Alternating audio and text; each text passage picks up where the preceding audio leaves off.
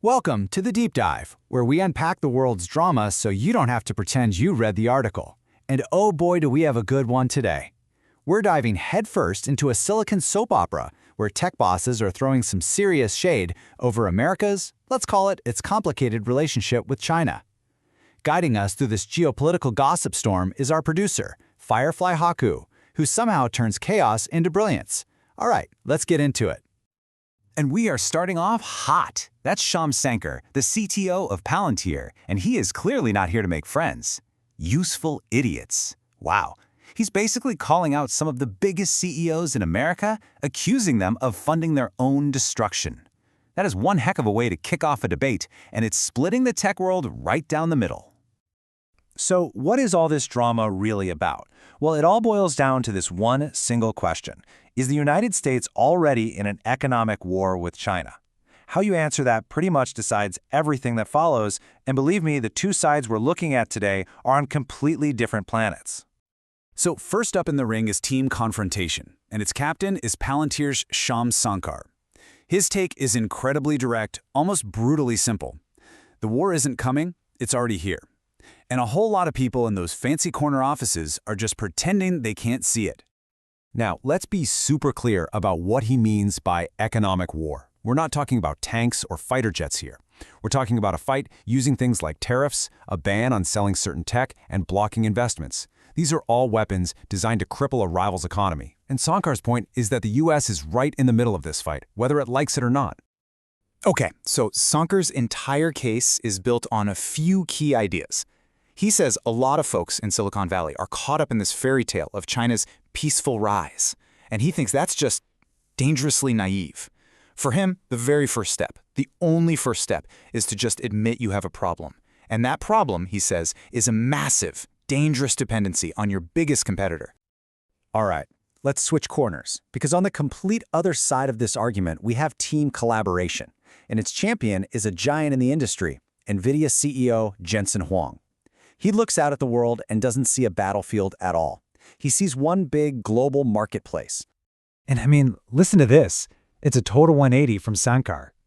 While Sankar thinks being a China hawk is just speaking the truth, Huang calls it a badge of shame. It really shows you just how deep this disagreement goes. For Huang, being aggressive isn't just bad business, it's something to be ashamed of. So what's his big plan then? It's right here.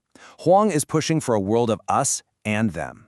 His goal is to make American technology, especially his own company's chips, so crucial, so deeply embedded everywhere that it becomes the global standard. The idea is, if everybody needs your stuff, even your rivals, you have way more power than you would if you just built a wall. And to really get why this is so personal for Huang, you have to look at this number, 95%.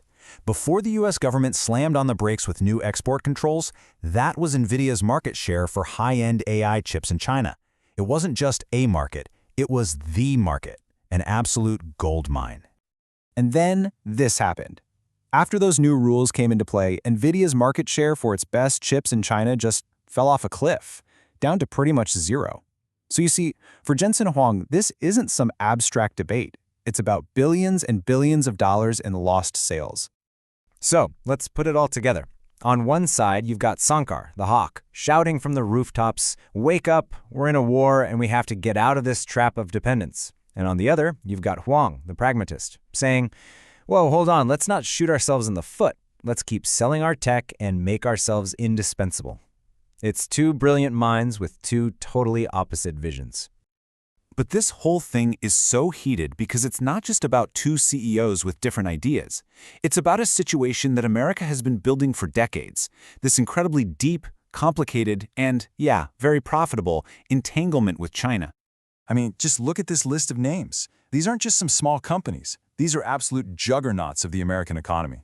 The phone in your pocket, the car you might drive, maybe even the soda in your fridge. For years, these companies have poured billions into China, helping build it into the manufacturing titan it is today.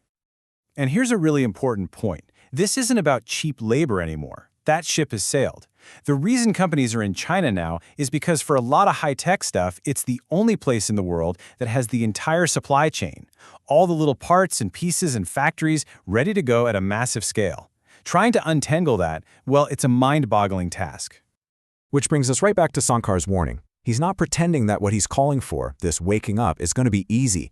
He knows it's going to be incredibly difficult, maybe even painful. And, that might just be why so many people don't want to do it. And Sankar really ends his argument with this killer quote from Upton Sinclair. It's powerful. He's basically suggesting that the reason some of these business leaders don't see an economic war isn't because they're dumb. It's because their bonuses, their stock prices, their entire salary, it all depends on them not seeing it. And so that's where we are. We're left with this huge fundamental choice. And honestly, the stakes could not be any higher. Does Silicon Valley go down Huang's road of collaboration, trying to win by integrating with the world? Or does it listen to Sankar's alarm bell and choose confrontation to try and break this deep dependency? There are no easy answers here, that's for sure. And the path Silicon Valley chooses is going to shape the entire world for decades to come. So what do you think? Let us know. Thanks for tuning in. Don't forget to share this with someone who needs to get up to speed, and we'll see you for the next deep dive.